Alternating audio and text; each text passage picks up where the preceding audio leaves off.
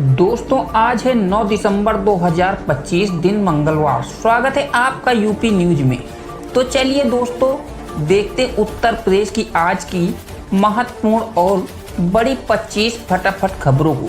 UP के युवाओं के लिए योगी सरकार का बड़ा फैसला, ब्लॉक पर होगी इनकी भर्ती। उत्तर प्रदेश सरकार ने युवाओं को बड़ा अवसर देते हुए 826 ब्लॉक में कैरियर काउंसलर पद की भर्ती का फैसला किया है। ये भर्ती प्रक्रिया संविदा पर की जाने वाली इस नियुक्ति पे 25,000 का मानदेय मिलेगा, जिसमें एमए मनोवैज्ञानिक और कैरियर काउंसलिंग डिप्लोमा धारक आवेदन कर सकेंगे। वहीं अगली खबर है, यूपी में दबाव में काम कर रहे बीएलओ अजय राय ने एसआईआर का समय 6 महीने बढ़ाने की मांग। कांग्रेस प्रदेश अध्यक्ष अजय राय ने उत्तर प्रदेश में एसआईआर का समय 6 महीने बढ़ाने की मांग की है। उन्होंने बीएलओ पर भाजपा विरोधी मतदाताओं को नाम काटने का दबाव बनाने का आरोप लगाया है। कहा है कि काम के दबाव में बीएलओ आत्महत्या कर रहे हैं। वहीं अगली खबर है, यूपी के गन्ना किसानों के लिए बड़ी खुशखबरी। टिश्यू कल्चर तकनीकी से तैयार होंगे लाखों पौधे। यूपी में गन्ना किसानों के लिए बड़ी खुशखबरी है। लखनऊ में गन्ना आयुक्त की अध्यक्षता में एक महत्वपूर्ण वर्चुअल समीक्षा बैठक आयोजित की गई, जिसमें टिश्यू कल्चर तकनीकी से उच्च गुणवत्ता वाले बीज गन्ने के उत्पादन पर चर्चा हुई। बैठक में वरिष्ठ अधिकारियों, चीनी मिल प्रतिनिधियों और गन्ना विभाग के अधिकारियों ने हिस्सा लिया। मुख्यमंत्री योगी आदित्यनाथ के निर्देश पर यह पहल तेज की गई। वहीं अगली खबर है, बीएचयू में निकली स्कूल टीचर की पदों की नौकरियां, वेतन 78,800 तक जाने रिक्तियां। हिंदू बनारस विश्वविद्यालय में स्कूल टीचिंग के लिए 55 पदों पर भर्ती निकली है। इनमें 3 प्रिंसिपल, 9 पीजीटी और 36 टीजीटी और 7 पीआरटी शामिल हैं। वेतन 78,800 तक हो सकता है। आवेदन ऑनलाइन बीएचयू भर्ती पर पोर्टल पर 5 जनवरी 2026 तक करें। वहीं अगली खबर है, यूपी में बेटियों को बड़ा सहारा। कन्या सुमंगला योजना के तहत 25,000 की सहायता। उत्तर प्रदेश सरकार बेटियों को शिक्षा और विकास को प्रोत्साहित करने के लिए कन्या सुमंगला योजना को तेजी से आगे बढ़ा रही है। बागपत जिले में अब तक 18,911 बेटियों को इसका लाभ मिल चुका है। योजना के तहत जन्म से लेकर पढ़ाई तक 6 चरणों में कुल 25,000 की आर्थिक सहायता दी जाती है। ये सुविधा केवल 2 या कम भाई बहन वाली बेटियों को मिलती है। वहीं अगली खबर है, फर्जी वोटर पर योगी सख्त, कार्यकर्ताओं को सभी काम छोड़ एसआईआर में जुटने का किया आदेश। अलीगढ़ दौरे पर सीएम योगी आदित्यनाथ ने एसआईआर प्रक्रिया को चुनाव से जुड़ा सबसे महत्वपूर्ण काम बताते हुए पूरी गंभीरता से इसे पूरा करने का निर्देश दिए हैं। मुख्यमंत्री ने कहा कि अलीगढ़ में मुजफ्फरनगर में सबसे अधिक फर्जी वोटर मिले हैं, इसलिए यहां विशेष सतर्कता जरूरी है। उन्होंने कार्यकर्ताओं से अपील की कि वे निजी काम छोड़कर एसआईआर में जुटे और किसी पात्र मतदाता का नाम छूटने न दें। वहीं अगली खबर है, फर्जी दस्तावेजों से पाई गई सरकारी नौकरी, 10 साल बाद खुला राज। यूपी के बलिया में स्टाफ नर्स पर एक्शन। बलिया के सरना सामुदायिक स्वास्थ्य केंद्र पर तैनात स्टाफ नर्स कुमुदलता राय पर फर्जी दस्तावेजों से सरकारी नौकरी पाने का आरोप लगा है। 10 वर्षों से नौकरी कर रही नर्स विभिन्न परीक्षाओं में अलग अलग जन्मतिथि लिखकर चयन प्रक्रिया में धोखाधड़ी और तथ्यों को छिपाकर नौकरी हासिल की। मामले में पुलिस की जांच शुरू कर दी गई है। वहीं अगली खबर है, गोरखपुर में स्वास्थ्य और व्यापार की बड़ी पहल। गोरखपुर में स्वास्थ्य और शैक्षिक दोनों के क्षेत्रों में बड़ी पहलें सामने आ रही हैं। एम्स में मधुमेह, किडनी और लीवर जैसी महत्वपूर्ण जांचों को 10 दिसंबर से मुक्त कराने की घोषणा की गई। इसके बाद हिंदी लैब की सेवाएं बंद होंगी, जिससे मरीजों को आर्थिक राहत और मेडिकल छात्रों से सीखने का अवसर मिलेगा। वहीं अगली खबर है, सोनभद्र में ट्रक पलटने से खुला 50 लाख की शराब का तस्करी राज। सड़क पर बोतलें बिखरते देख पुलिस भी हैरान। सोनभद्र की हाथी नाला दुद्दी मार्ग की रजखड़ घाटी में एक ट्रक के पलटने से अवैध शराब की तस्करी का बड़ा मामला सामने आया। पुलिस ने चावल की बोरियों के नीचे छिपा कर ले जाई जा रही 326 पेटियां और 15,669 अंग्रेजी शराब की बोतलें बरामद हुई। चालक और खलासी मौके से फरार हो गए। वहीं अगली खबर है, वृक्ष क्षेत्र बना ग्रीन एनर्जी हब। योगी सरकार हरित ऊर्जा नीति उत्तर प्रदेश को ऊर्जा उत्पादन में आत्मनिर्भर बनाने के साथ साथ रोजगार के नए अवसर भी दे रही है। केंद्र की पीएम सूर्यकर मुक्त बिजली योजना को आगरा मंडल में जबरदस्त सफलता मिली है। यहाँ 82,000 से अधिक लोगों को सौर ऊर्जा से अपने घर और प्रतिष्ठान रोशन करने के लिए आवेदन किया है। इस कदम से ब्रज क्षेत्र ग्रीन एनर्जी की ओर तेजी से बढ़ रहा है। वहीं अगली खबर है, गोवा हादसे पर सीएम योगी ने जताया दुख।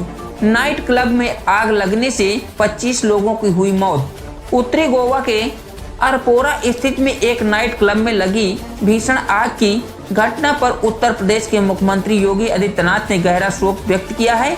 इस हादसे में 25 लोगों की मौत की सूचना मिली है। उन्होंने पीड़ित परिवारों के प्रति संवेदना जताई और घायलों को शीघ्र स्वास्थ्य होने की कामना की। वहीं अगली खबर है, यूपी के बरेली में वोटिंग और बुलडोजर विवाद। बरेली में आम आदमी पार्टी के राज्यसभा सांसद संजय सिंह ने भाजपा पर जोरदार आरोप लगाते हुए कहा कि प्रदेश में करोड़ों वोटों की डकैती की तैयारी हो रही है और मतदाता सूची में गड़बड़ियां की जा रही हैं। उन्होंने दावा किया कि कई विधानसभा क्षेत्रों में हर सीट से 70 से 70 वोट काटे जा रहे हैं। वहीं अगली खबर है, सेवानिवृत्त मृतक कर्मचारियों को आश्रितों को रेलवे प्रशासन ने लगाया विशेष कैंप। उत्तर प्रदेश के पूर्व रेलवे ने कर्मचारियों की समस्या का समाधान करने के लिए विशेष कैंप का आयोजन करने का निर्णय लिया है। 12 दिसंबर से 24 जनवरी तक मंडल के विभिन्न स्टेशन पर pension, medical card service request और अन्य शिकायतों का निस्तारण किया जाएगा। कैंप में सेवानिवृत्त और मृतक कर्मचारियों के आश्रित भी शामिल होंगे। सुबह 11 बजे से शाम 5 बजे तक चलने वाले इस कैंप में आवश्यक दस्तावेज लेकर उपस्थित होना अनिवार्य होगा। वहीं अगली खबर है, आज से 10 दिसंबर तक यूपी में तूफानी बारिश का अलर्ट। कई जिलों में बढ़ेगी सर्दी। उत्तर प्रदेश के मौसम अचानक करवट लेने वाला है। मौसम विभाग ने आज के 10 दिसंबर तक तूफानी बारिश और कई जिलों में कोहरे जैसी चेतावनी जारी की है। पश्चिम विक्षोभ गुजरने के बाद नमी बढ़ेगी और बादलों के झड़ने पर बर्फीली हवाएं सर्दी और तेज करेंगी। मुजफ्फरनगर, सहारनपुर, आगरा, अलीगढ़, मेरठ घना कोहरा पड़ सकता है, जबकि बरेली, मुरादाबाद, तराई क्षेत्रों में ठंडी हवाओं के साथ दिन भर सर्दी का एहसास होगा। वहीं अगली खबर है, वाराणसी के गंजारी में निर्माणाधीन अंतर्राष्ट्रीय क्रिकेट स्टेडियम में त्रिशूल आकार के फ्लड लाइटें लगाई गई हैं, जिससे परिसर शिवमय नजर आने लगा है। करीब 450 करोड़ की लागत से बन रहे इस स्टेडियम का 75% कार्य पूरा हो चुका है और 2026 में T20 मैच के साथ उद्घाटन प्रस्तावित होगा। वहीं अगली खबर है, राम मंदिर में शिखर पर होगा ध्वजारोहण।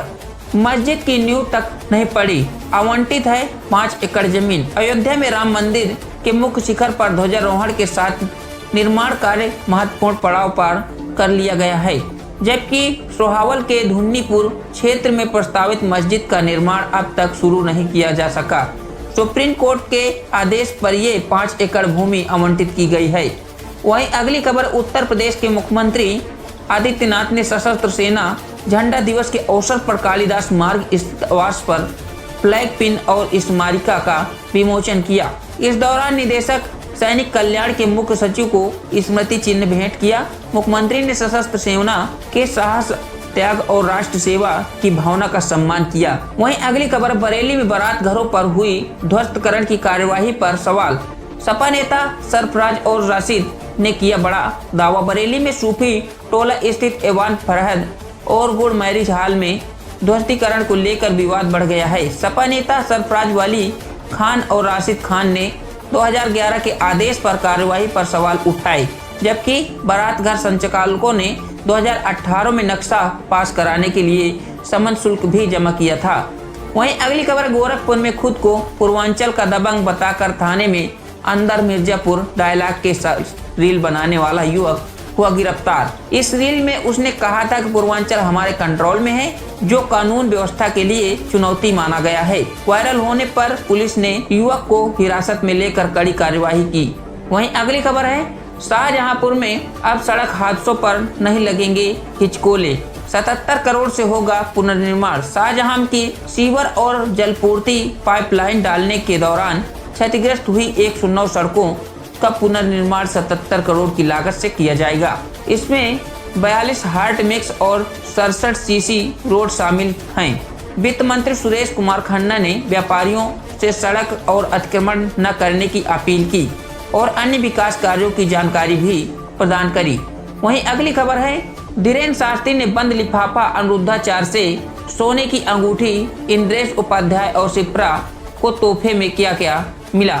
मथुरा में इंद्रेश उपाध्याय और शिप्रा शर्मा के भव्य विवाह रिसेप्शन में देश भर के संत महात्मा और हस्तियों ने शिरकत की। धीरेन्द्र शास्त्री ने बंद लिफाफा अनिरुद्धाचार्य ने सोने की अंगूठी भेंट की। नवदंपति को दक्षिण साड़ियां, राजस्थानी श्रृंगार, ठाकुर जी की तस्वीर और लक्ष्मी गणेश की चांदी की मूर्तियां जैसी यादगार तोहफे भी मिले। वहीं अगली खबर है, सीतापुर में SIR को लेकर BSA ने रविवार को भी स्कूल खोलने के आदेश जारी किया। सभी स्टाफ को रहना होगा मौजूद। सीतापुर में SIR प्रक्रिया को तेजी से पूरा करने के लिए BSA ने रविवार को भी स्कूल खोलने के आदेश दिया है। DM के निर्देश पर सभी स्कूल स्टाफ को उपस्थित रहकर मतदाता पुनरीक्षण 2025 का काम पूरा करने के लिए कहा गया है। SIR का उद्देश्य मतदाता सूची को साफ सुथरा बनाना और फर्जी वोटरों को हटाना है। वहीं अगली खबर है, मुरादाबाद में पंचायत चुनाव की तैयारी, डुप्लीकेट वोटरों के सूची से 65,000 नाम हटे। मुरादाबाद में पंचायत चुनाव के लिए डुप्लीकेट मतदाता सूची से 65,000 नाम हटाए गए। इसमें मृतक और डुप्लीकेट मतदाता शामिल थे। 18,000 नामों का सत्यापन बाकी है और 10 दिसंबर तक पूरा होगा। 23 दिसंबर को अंतिम मतदाता सूची प्रकाशित की जाएगी। चुनाव आयोग AI के जरिए 2,35,000 मतदाताओं की सूची जिला प्रशासन को सौंप दी चुकी है। वहीं अगली खबर है, यूपी के लखनऊ एयरपोर्ट पर इंडिगो एयरलाइंस की 24 उड़ानें रद्द। रेलवे ने चलाई स्पेशल ट्रेन। लखनऊ एयरपोर्ट पर इंडिगो एयरलाइन की 24 उड़ानें रद्द होने से यात्रियों को काफी दिक्कतों का करना पड़ा सामना। यात्रियों की परेशानी को देखते हुए रेलवे ने एक स्पेशल ट्रेन चलाई है। इंडिगो की तकनीकी खराबी और उड़ानें रद्द होने के कारण बताया गया है। यात्रियों से माफी है।